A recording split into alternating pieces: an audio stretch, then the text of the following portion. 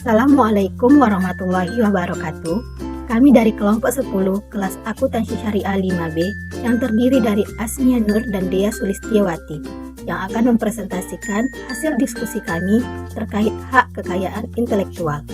Sebelumnya, perkenalkan saya Asmia Nur yang menjadi pembuka materi pada video ini. Pembahasan yang pertama yaitu pengertian hak kekayaan intelektual. Hak kekayaan intelektual pada hakikatnya merupakan hak dengan karakteristik khusus dan istimewa. Karena hak tersebut diberikan oleh negara, negara berdasarkan ketentuan undang-undang memberikan hak khusus tersebut kepada yang berhak, sesuai dengan prosedur dan syarat-syarat yang harus dipenuhi. Hak kekayaan intelektual yang biasa disebut HKI atau Intellectual Property Right atau IPR pada dasarnya merupakan hak yang lahir berdasarkan hasil karya intelektual seseorang. HKI merupakan konstruksi hukum terhadap perlindungan kekayaan intelektual sebagai hak cipta karsa penemunya. Hak atas kekayaan intelektual atau HAKI atau Intellectual Property Right adalah hak hukum yang bersifat eksklusif yang dimiliki para pencipta atau penemu sebagai hasil aktivitas intelektual dan kreativitas yang bersifat khas dan baru. Karya-karya intelektual tersebut dapat berupa hasil karya cipta di bidang ilmu pengetahuan, seni, dan sastra, serta hasil penemuan atau invensi di bidang teknologi. Karya-karya di bidang hak kekayaan atas intelektual dihasilkan berkat kemampuan intelektual manusia melalui pengorbanan tenaga, waktu, pikiran, perasaan, dan hasil intuisi, ilham, dan hati nurani. Perlindungan hak kekayaan intelektual sangat penting bagi pembangunan yang sedang berlangsung di Indonesia. Hak kekayaan intelektual yang dilindungi di Indonesia berupa hak cipta, merek, paten, perlindungan varietas, tanaman, rahasia dagang, desain industri, dan desain tata letak sirkuit terpadu. Pembahasan berikutnya yaitu hak kekayaan intelektual dan pembangunan ekonomi. Pembangunan ekonomi adalah suatu proses yang melibatkan peningkatan kesejahteraan ekonomi suatu negara atau wilayah melalui pertumbuhan ekonomi yang berkelanjutan. Ini mencakup peningkatan produksi barang dan jasa, distribusi yang lebih adil, dan peningkatan standar hidup masyarakat. Faktor-faktor yang memengaruhi pembangunan ekonomi termasuk investasi, inovasi, pendidikan, infrastruktur, kebijakan pemerintah, dan faktor-faktor lain yang memengaruhi aktivitas ekonomi. Hak kekayaan intelektual atau HKI memiliki hubungan yang erat dengan pembangunan ekonomi. Berikut adalah beberapa cara di mana HKI memengaruhi pembangunan ekonomi. Yang pertama, inovasi dan penelitian. HKI memberikan insentif kepada perusahaan dan individu untuk berinvestasi dalam penelitian dan pengembangan. Ini mendorong inovasi yang pada gilirannya dapat meningkatkan efisiensi ekonomi dan menciptakan produk dan layanan baru. Yang kedua, perlindungan hak cipta. Hak cipta melindungi karya intelektual seperti buku, musik, dan perangkat lunak. Ini memberikan pemilik hak cipta kontrol atas penggunaan dan distribusi karya mereka, yang dapat menciptakan aliran pendapatan dan mendorong investasi lebih lanjut dalam karya intelektual.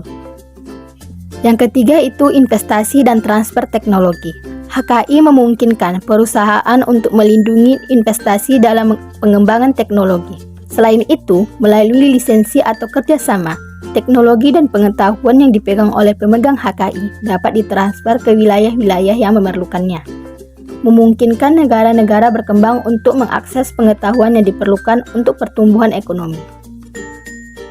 Yang terakhir, peningkatan nilai tambah. HKI dapat meningkatkan nilai tambah di berbagai sektor ekonomi, termasuk industri kreatif, teknologi, dan manufaktur.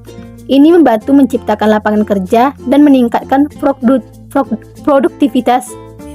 Namun, penting untuk mencapai keseimbangan tepat dalam regulasi HKI.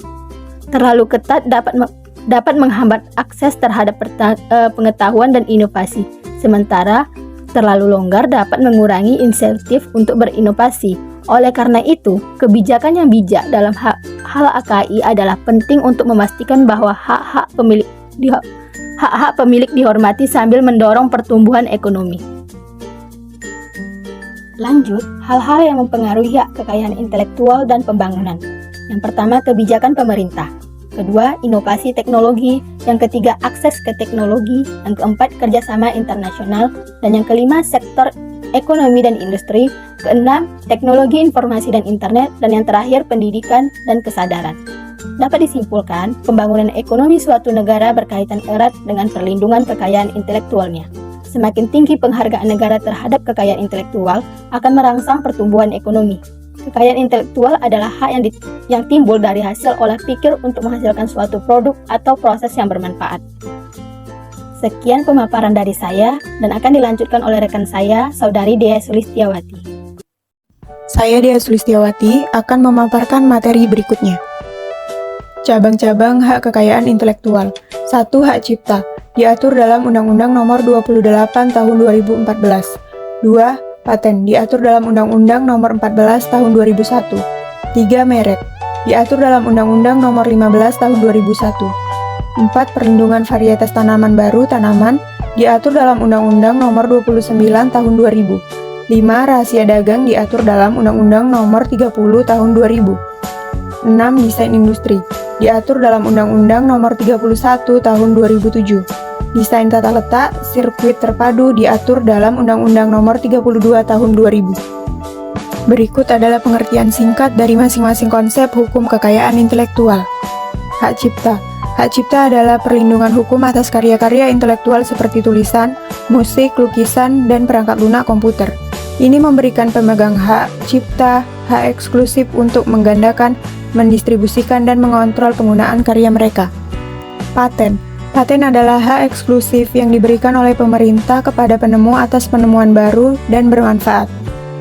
Ini memberikan pemegang hak paten eksklusif untuk menghasilkan, menjual, atau menggunakan penemuan tersebut selama periode tertentu. Merek. Merek adalah simbol atau nama yang digunakan untuk mengidentifikasi produk atau layanan tertentu dan membedakannya dari produk atau layanan yang serupa dari pesaing. Merek yang terdaftar memberikan pemegangnya hak eksklusif untuk menggunakannya dalam hubungan dengan produk atau layanan tertentu. Perlindungan varietas tanaman baru. Ini adalah hukum yang diberikan untuk melindungi jenis tanaman baru yang telah dikembangkan. Ini memungkinkan pemegang hak untuk mengontrol produksi dan distribusi tanaman tersebut. Rahasia dagang. Ini mengacu pada informasi bisnis rahasia yang memberikan keuntungan kompetitif kepada suatu perusahaan.